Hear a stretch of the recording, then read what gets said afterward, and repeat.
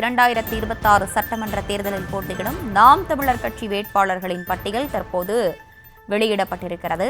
அண்மை செய்தியாக பார்த்து வருகிறோம். முதற்கட்டமாக 100 சட்டமன்ற தொகுதிகளில் போட்டியிடும் வேட்பாளர்களின் பட்டியலை நாம் தமிழர் கட்சி தற்போது வெளியிட்டிருக்கிறது.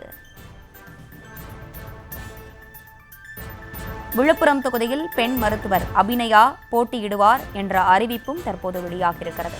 அண்மை செய்தியாக பார்த்து வருகிறோம். கூடுதல் விவரங்களோடு இணைகிறார் எம்முடைய செய்தியாளர் பாரிகார்த்திக். வணக்கம். விரிவான விவரங்கள்.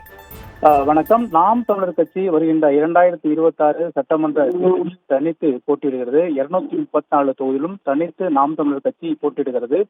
அதில் பாதிக்கு பாதி என்ற அடிப்படையில் ஆண்களும் பெண்களும் போட்டியிடுகிறார்கள். 117 ஆண்கள் 117 பெண்கள் என்ற அடிப்படையில் 4 அக்கா தற்போது போட்டியிடுகிறது.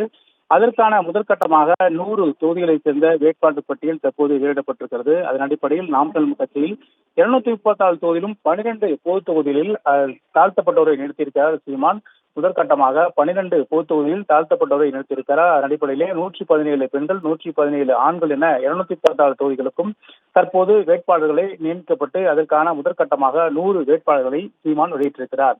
ஏற்கனவே நாம் தமிழர் கட்சி 2026 சட்டமன்ற தேர்தலில் தனித்துத்தான் போட்டியிடும் என்று அறிவிக்கப்பட்ட நிலையில் அதற்கான வேட்பாளர் அறிமுக கூட்டம் ஒவ்வொரு மாவட்டத்திலும் அந்த கட்சியினுடைய செயல் கூட்டம் என்ற அடிப்படையில் தொடர்ச்சியாக அறிவுறுத்தியிருக்கிறார். அதன் அடிப்படையிலே நாம் தமிழர் கட்சியினுடைய ஒருங்கிணைப்பாளர் சீமான் இந்த முறை காரைக்குடியில் நிற்பார் என்று எதிர்பார்க்கப்படுகிறது. ஏனென்றால் கடந்த வாரம் காரைக்குடியில் சிவகங்கையில் நடந்த பொதுக்கூட்டத்தில் 4 தொகுதிக்கான அந்த வேட்பாளர் பட்டியல் வெளியிடும் பொழுது காரைக்குடியை தவிர மீதம் இருக்கக்கூடிய 3 தொகுதிகளுக்கும் அவர் வேட்பாளர் வெளியிட்டார். அதன் அடிப்படையிலே அவர் காரைக்குடியில் இந்த முறை போட்டியிடுவார் என்று எதிர்பார்க்கப்படுகிறது. ஏற்கனவே அவர் மானாமரை சேர்ந்தவர். அடிப்படையில் அவருடைய இடம் மானாமரையை சேர்ந்தது. இந்நிலையில் மானாமரை ஒரு பட்டியல் சமூகம் மட்டுமே நிற்கக்கூடிய தனி தொகுதி என்ற அடிப்படையால் இவர் அருகில் இருக்கக்கூடிய காரைக்குடி தொகுதியை சேர்ந்து தற்போது நிற்கிறார்.